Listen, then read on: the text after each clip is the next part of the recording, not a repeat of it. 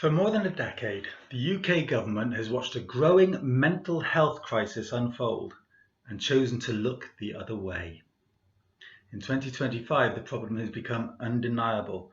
NHS data shows that rates of depression, anxiety, and other mental illnesses have risen sharply year on year since 2010, with post-pandemic numbers reaching historic highs.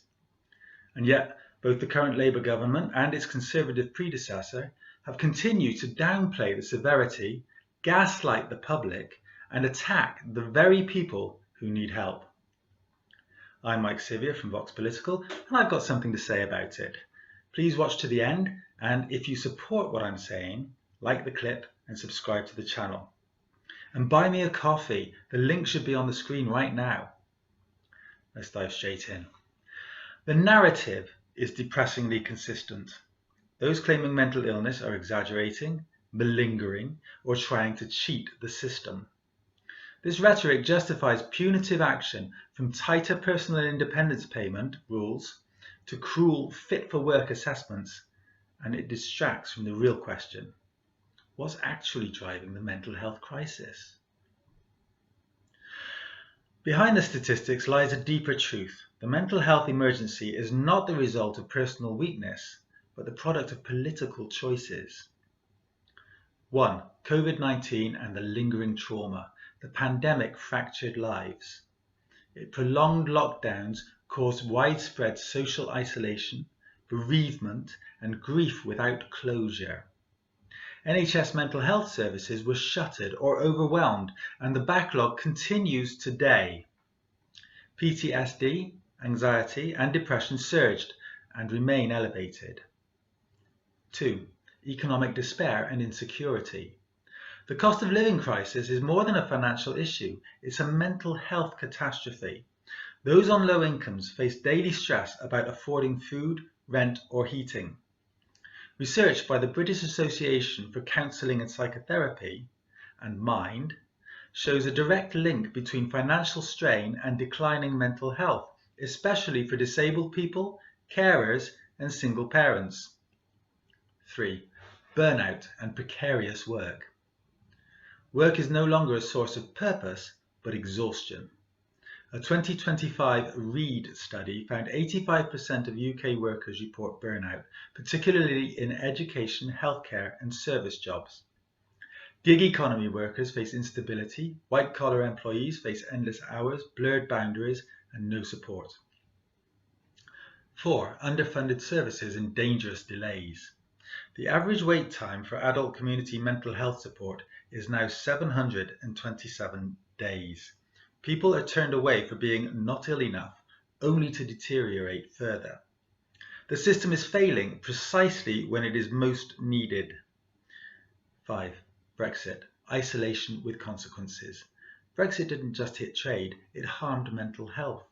EU care workers left, leading to staff shortages in key support sectors. Community programmes lost EU funding. Migrants reported rising anxiety, discrimination, and uncertainty. In short, more pressure, fewer people to help carry it. While the crisis worsened, ministers of both major parties repeated the same tropes. People must stop relying on the state. Welfare is a lifestyle choice. We must cut red tape, including in disability benefit assessments. The current Labour government has echoed this framing, treating mental illness as a policy nuisance, not a public emergency.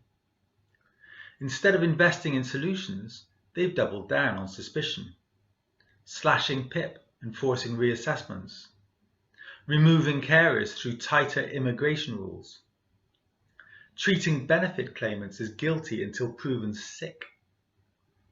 But we've had enough punishment.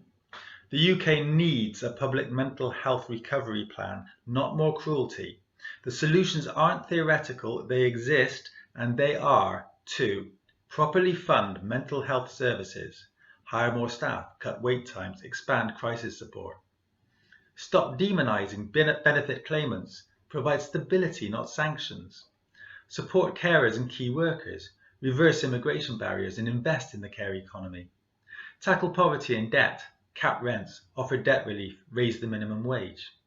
Embrace alternative therapies. scale up community-based programs, nature therapy, and social prescribing. Address work-related mental harm, enforce burnout protections and mental health rights in employment law. The mental health crisis in Britain is not a mystery. It is the predictable outcome of government inaction, economic cruelty, and political gaslighting. People are not faking it. They're fighting it, alone, under pressure, and without the support they deserve. If mental illness is rising, it's because the country is sick, and the treatment must start with policy, not pills. Until we stop blaming the victims and start confronting the causes, the crisis will only deepen. That is not a failure of health, it is a failure of leadership. I've been Mike Sevier, and if you see the sense in what I've just said, please buy me a coffee. Like, subscribe and comment. Tell us your own experiences if you have any. Stay safe, and you can see me in the next one.